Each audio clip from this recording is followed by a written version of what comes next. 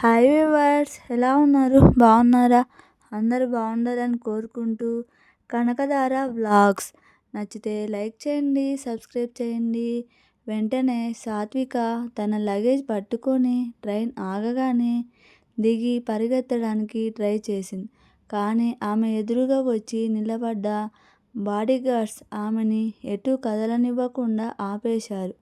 అమరేంద్ర నుండి తప్పించుకున్న సాత్విక ట్రైన్లో బెంగళూరుకి పారిపోతుండగా అమరేంద్ర బాడీగార్డ్స్ ట్రైన్ని చైన్ చేసి ఆపేసి, మేడం, సార్ మీకోసం వెయిట్ చేస్తున్నారు, పదండి అని అన్నారు.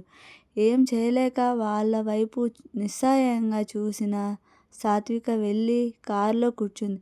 ఆమె కూర్చున్న వెంటనే కారు కదిలింది. అయితే కారులో భయంకరమైన నిశ్శబ్దం వల్ల సాత్విక గుండె వేగం కొట్టుకుంటుంది. ఎదురుగా కూర్చొని ఆమె వైపు తీక్షణంగా చూస్తున్న అమరేంద్ర ఎందుకు పారిపోతున్నావు అని సూటిగా ప్రశ్నించాడు. అది మీకు నేను ముందుగానే చెప్పాను, నాకు ఈ పెళ్ళి అని తడబడుతున్న సాత్విక వైపు అమరేంద్ర కోపంగా చూస్తూ, ఇంకోసారి ఈ మేటర్ని నోటి నుంచి నేను వినాలనుకోవడం లేదు.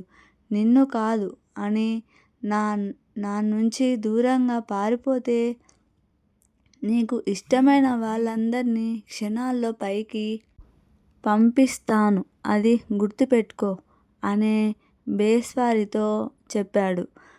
అమరేంద్ర అన్నంత పని చేస్తాడు అని తెలిసిన సాత్విక భయంతో బిగుసుకుపోయింది. అతడు ఏం చేస్తాడు అనే కంగారుతో ఆమెకు ఊపిరి అందనట్టుగా ఉంది. అమరేంద్ర సిగరెటుని క్యాజువల్గా పప్పు చేస్తూ, నువ్వు నేను గిఫ్ట్ ఇచ్చిన రింగు అమ్మేశావు. నువ్వు చేసిన ఈ మిస్టేక్కి నీకు ఎలాంటి పనిష్మెంట్ ఇవ్వాలని గంభీరంగా అడిగాడు.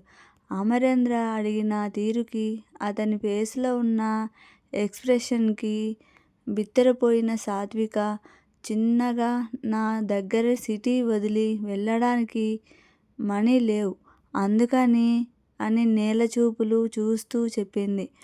అందుకని 5 కోట్లు ఖరీదు చేసే రింగును 1,00,000 రూపాయలకు అమ్ముతావా అని అమరేంద్ర కోపంగా అన్నాడు. అది విన్న సాత్విక స్టాండ్ అయిపోయింది. నేను అనుకున్నట్టుగానే ఉన్నాను. ఆ రింగు చూడడానికి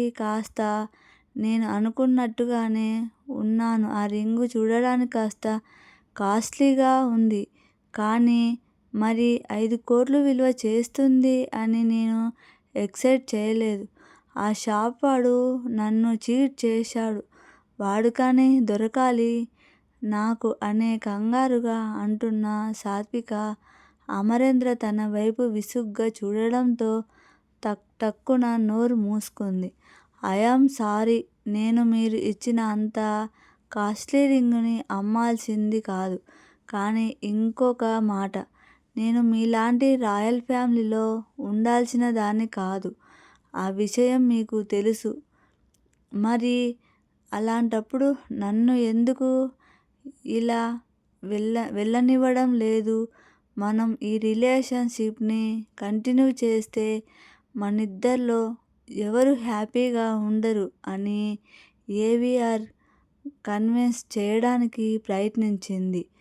నువ్వా నా నుంచి ఎంతగా పారిపోవాలి అనుకుంటే నాకు నీ మీద ఇంట్రెస్ట్ అంత పెరుగుతుంది అంటున్న అమరేంద్ర ఫేస్లోని మిస్టీరియస్ స్మైల్ని చూసి సాత్విక వెన్నులో నుంచి వణుకు పుట్టింది. చేతిలోని సిగరెటుని పక్కన ఉన్న యాష్ట్రేలో ఆర్పివేసి తన వైపు భయంగా చూస్తున్న సాత్విక చేతికి డైమండ్ రింగ్ తొడిగి, ఇంకెప్పుడు ఇలాంటి మిస్టేక్ చేయాలని అనుకోకు. నేను నిన్ను ఎప్పటికైనా నా నుంచి దూరంగా వెళ్ళనివ్వను.